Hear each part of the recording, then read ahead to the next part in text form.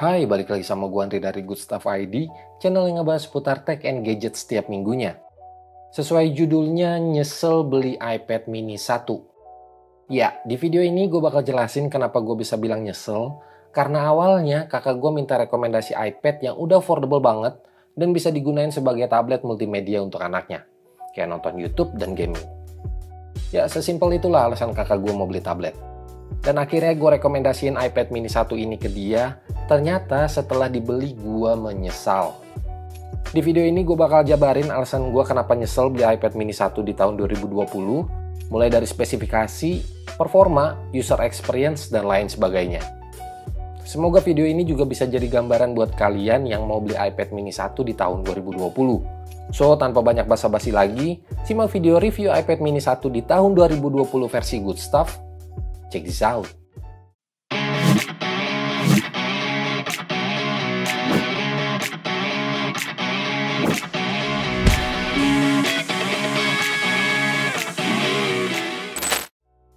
iPad mini 1 muncul di akhir tahun 2012, lebih tepatnya November tahun 2012, yang udah terhitung 8 tahun iPad ini beredar di pasaran.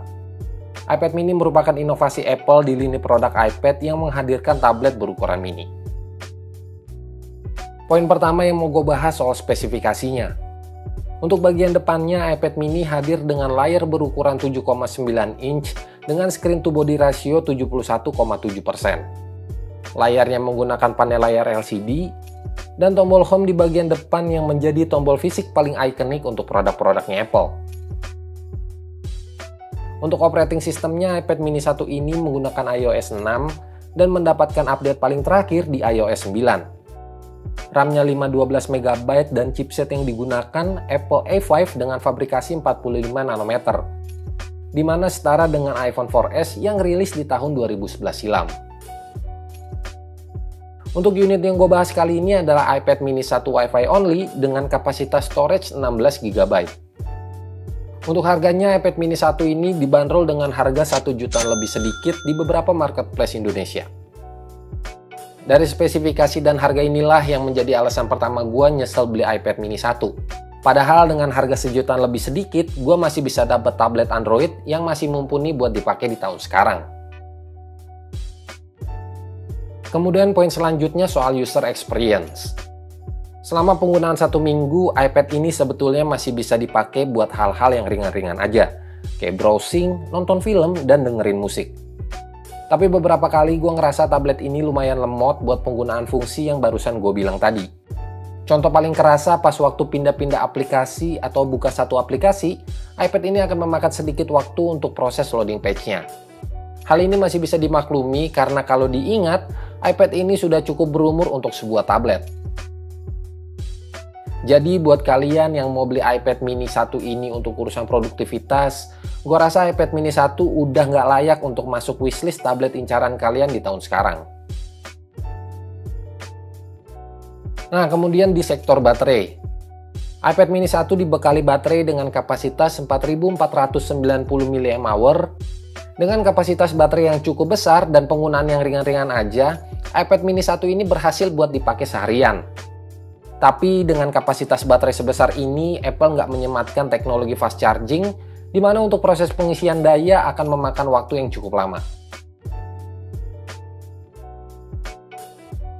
Poin selanjutnya, ketersediaan aplikasi. Mungkin alasan yang satu ini menjadi alasan paling utama buat gua kenapa gua nyesel beli iPad mini 1 di tahun 2020. Dengan berakhirnya dukungan software update di tablet ini menjadikan iPad mini 1 agak kesulitan untuk mendapatkan aplikasi-aplikasi terbaru saat ini. Contohnya untuk urusan gaming. Karena tujuan awal beli iPad ini untuk urusan gaming anak kakak gua, ternyata pas waktu dia coba download game kesukaannya yaitu PUBG Mobile, game ini udah nggak support untuk iPad mini 1. Dan nggak cuman itu aja, aplikasi-aplikasi lain pun udah banyak banget yang nggak support. Kayak YouTube, Netflix, Instagram, dan alhasil gue harus buka browser buat pakai aplikasi tersebut. Kesimpulannya bisa gue bilang iPad mini 1 ini udah nggak good stuff banget buat dipakai di tahun sekarang. Mulai dari spesifikasinya, software yang udah mentok, dan ketersediaan aplikasi untuk lini iPad mini 1 ini. Dengan harga sejutaan lebih, mungkin kalian bisa beli tablet Android yang masih mumpuni buat dipakai di tahun sekarang. Atau buat kalian yang nggak pernah ngerasain pakai iPad, mungkin bisa nabung sedikit lagi buat beli iPad yang spesifikasinya di atas iPad mini 1. Oke, segitu aja beberapa alasan gua kenapa nyesel beli iPad mini 1 di tahun 2020. Like jika kalian suka dengan video ini, dan juga share ke teman-teman kalian kalau video ini bermanfaat. Dan buat kalian yang punya pengalaman beda soal iPad mini 1, bisa banget kok langsung tulis di kolom komentar di bawah. So, gua Andri dari Good Stuff, sampai ketemu di video-video berikutnya. Good ciao.